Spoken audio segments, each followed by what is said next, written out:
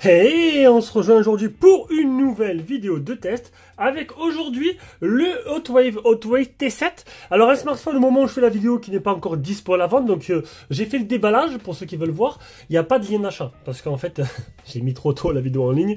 Là pas grave, j'en fais deux, donc il y a le test. Le lien sera, quand j'aurai le lien je mettrai la vidéo en ligne. Donc c'est le test qui commence maintenant, c'est le Hotwave T7, donc je n'ai pas de prix pour l'instant, mais c'est d'après les caractéristiques un téléphone qui sera un téléphone résistant et low cost, voilà. Et à mon avis, il sera pas très cher. Je n'ai pas de tarif pour l'instant. Donc si tu aimes mes vidéos, un petit commentaire, un petit pouce bleu, je lis tous les commentaires, je réponds aux plus intéressants. Un petit abonnement, ce que tu veux, voilà, un petit don sur Tipeee au bouton, rejoindre ce bouton YouTube si tu as envie de me soutenir. Allez, on commence de suite. Alors au niveau des caractéristiques, c'est par là qu'on commence. 174,6 sur 82,8 de large sur 12,8 mm d'épaisseur pour un poids de 192 grammes. Il existe en trois couleurs, en noir et en deux bleus différents. Alors ils appellent ça light blue et dark blue. Bon après voilà. Un écran de type IPS à l'avant, 6,52 pouces, définition 1600 x 720, c'est du HD+. Un écran qui monte jusqu'à 450 nits de luminosité. Ah oui, vous allez me dire, waouh, c'est peu. Alors on est loin des 1500, des 4000 nits des téléphones haut de gamme. Là on est sur des 450 nits. Donc vous imaginez bien, en plein soleil, vous risquez de ne pas avoir grand chose, mais c'est normal. C'est du téléphone robuste. Et donc du coup c'est plus compliqué parce qu'il est protégé et du coup il y a moins de luminosité. Bon ça me choque pas plus, moi personnellement. À l'avant tu as un appareil photo selfie avec une reconnaissance faciale. Alors je sais pas si avec mes lunettes ça va le faire. Voilà, reconnaissance faciale qui marche, bon, qui n'est pas très rapide. Il n'y a pas de lecteur d'empreintes. Donc, il n'y a que la reconnaissance faciale. Et elle marche, mais elle n'est pas super rapide. Donc, après, c'est à vous de voir ce que vous allez en faire. 8 mégapixels pour l'appareil photo avant. C'est un HI 849 en ouverture 2.4. Et voilà. Alors pareil, les caractéristiques, c'est pas sur Keymovie, c'est les caractéristiques qui m'étaient envoyées directement par la marque. En dessous, tu auras sur ce cache-là le type C. Donc les caches permettent d'être au téléphone, bien sûr, avec des certifications, donc IP68, IP109K. Donc normalement, je vais peut-être taper sur pause là maintenant, te montrer une petite vidéo sous l'eau.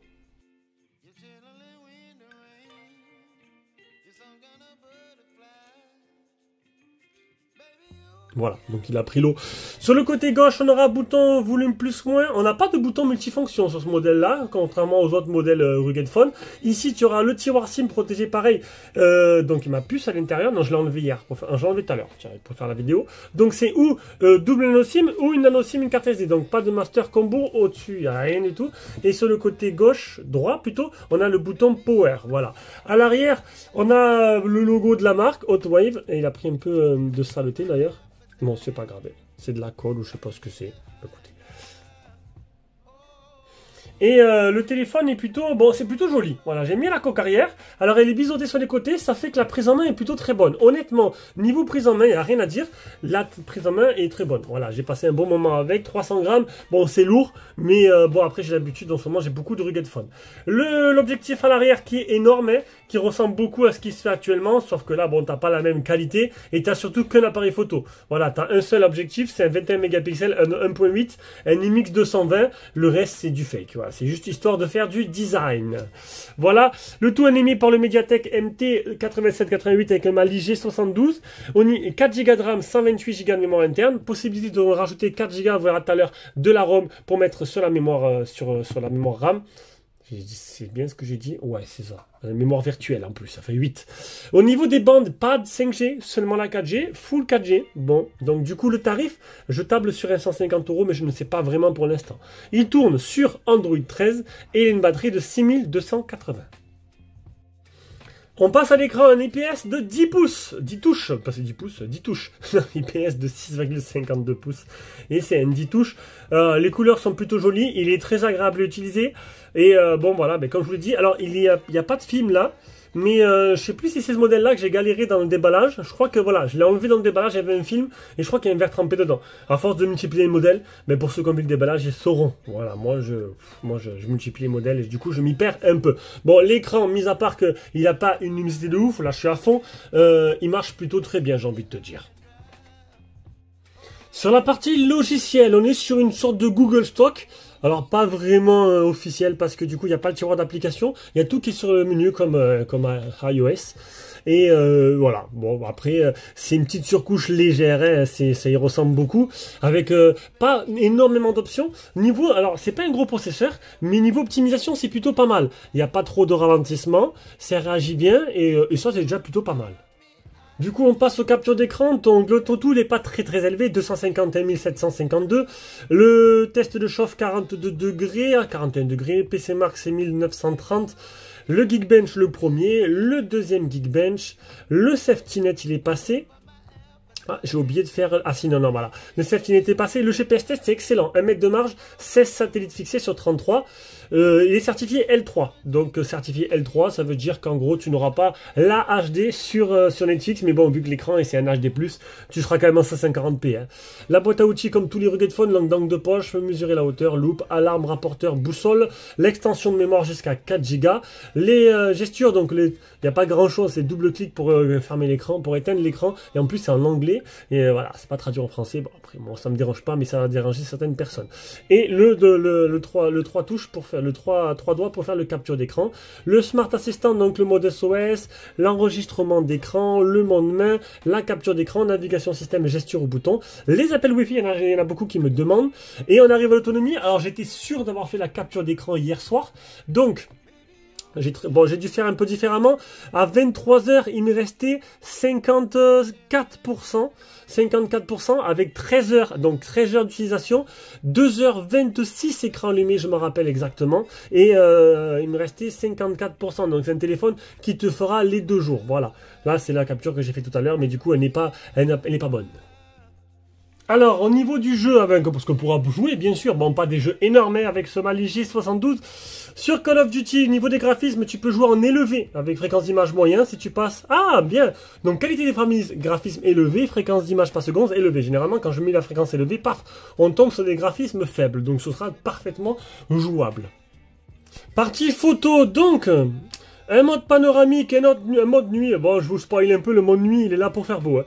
Un mode vidéo avec... Alors, on est sur du Full HD, donc Full HD, hop, Full HD, 30 FPS. C'est juste que j'ai reçu, j'ai été un peu distrait. Le mode photo, un mode beauté, un mode portrait. Voilà, c'est tout, c'est plus simple. Mais vous allez voir que c'est, malgré que ce soit un rugged phone, malgré que le prix soit pas trop cher, les résultats, ils sont plutôt modestes et plutôt pas mal. Donc maintenant, comme d'habitude, toutes les photos et vidéos, plus dans le lien Google Drive dans la description de la vidéo, toutes les photos en taille réelle, si vous voulez, sur votre écran.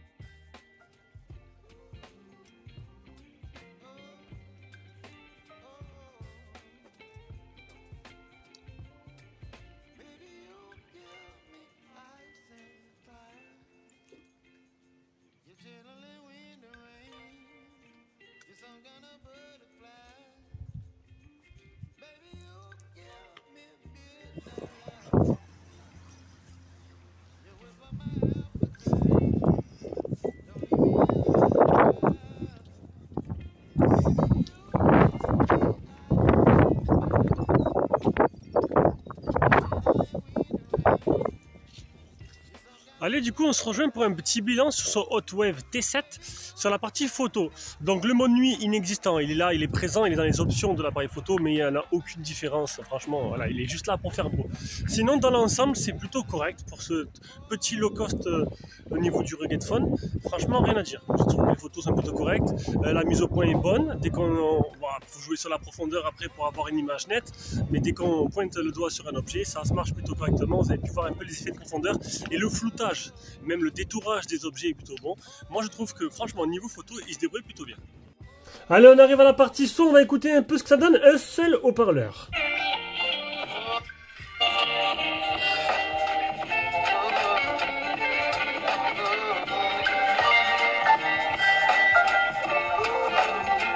Oh, autant vous être honnête, le son il est horrible, j'ai saigné des oreilles. Non, le son il est vraiment horrible. Oh là là, à pleine puissance, ça grésille, c'est aigu, c'est pas beau et c'est vraiment pas top. Bon, passons. Voilà, on va dire qu'on va pas acheter ce téléphone pour ça, mais plutôt pour son rapport qualité-prix, même si je connais pas le prix. Moi, je table sur un prix plancher de 150 €. Au vu des caractéristiques, peut-être un chouïa moins cher, on sait jamais, peut-être une belle surprise. Donc sinon, il a des qualités quand même, et voilà. Voilà, vous avez pu voir la vidéo, j'espère qu'elle vous a plu, on se rejoint pour une prochaine vidéo, ciao ciao.